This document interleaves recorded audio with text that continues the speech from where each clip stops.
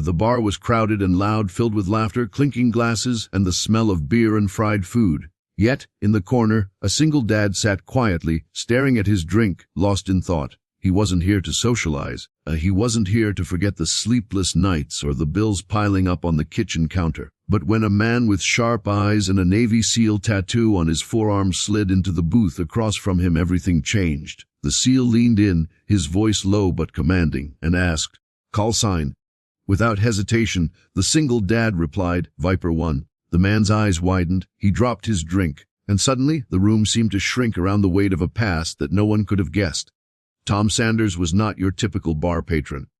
At 38, he had spent the last 15 years serving in the Navy, but he was no longer the decorated SEAL his fellow servicemen remembered.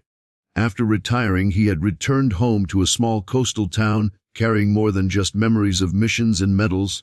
He carried the weight of a son, Ryan, who was all that mattered in his life now. Being a single dad was harder than any military operation Tom had faced. Every morning he fought to get Ryan to school, balance a part-time job, and pay the rent. Every night he tucked his son in, kissed him on the forehead, and whispered promises of a better future. But inside, Tom felt broken in ways his son could never understand. The battlefield had ended, but the fight for normalcy was endless. That evening, Tom had gone to the bar not for drinks but for silence. He nursed his beer, eyes scanning the room for nothing in particular, when a man slid into the seat across from him. He was tall, broad-shouldered, with a face hardened by missions and late nights, yet softened by an aura of respect. "Call sign?" the man asked abruptly. Tom paused. It had been years since anyone had said that word to him. His fingers tightened around his glass.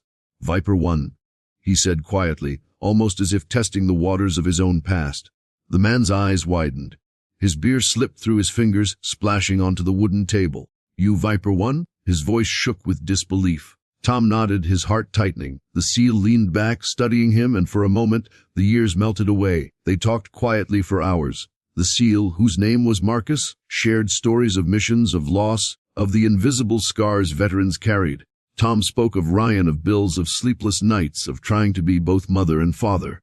And as the night deepened, a connection formed, not just between men who had walked the same dark corridors of duty, but between two souls who understood the silent weight of responsibility. By the end of the night, Marcus had invited Tom to join a veterans support group, one that helped single parents navigate life after service. Tom left the bar with a sense of purpose he hadn't felt in years, carrying a flicker of hope for the first time since his discharge. Life didn't suddenly become easy, but Tom's world began to change slowly, steadily. The support group became a lifeline. He met other fathers and mothers who had fought battles on foreign soil and were now fighting battles at home. He learned about resources, about therapy for himself and for Ryan, about the power of community in a world that often forgot veterans once their service was complete. Meanwhile, Ryan blossomed. He saw his father not just as a man who had served, but as a hero who was still learning how to be human again. There were nights when Tom came home exhausted, the weight of the past clinging to him, but Ryan would throw his arms around him and say, "I love you, Dad." And for the first time, Tom realized that love could be as strong as courage, as vital as honor, and as enduring as any medal he had ever earned. Months passed, and one evening Marcus returned to the bar. He raised his glass and nodded toward Tom. "Viper 1, he said, smiling. "Still got it." Tom smiled back, not because he was still a SEAL, but because he had survived the hardest mission of all, reclaiming his life. He had learned that courage wasn't just about facing enemies overseas. It was about facing debt, exhaustion, fear, and the quiet despair that sometimes threatened to swallow him. And he had done it, with Ryan by his side, step by step, day by day. In the end, the bar was no longer a place of escape. It was a reminder that past valor could meet present struggle, and that heroes didn't always wear medals.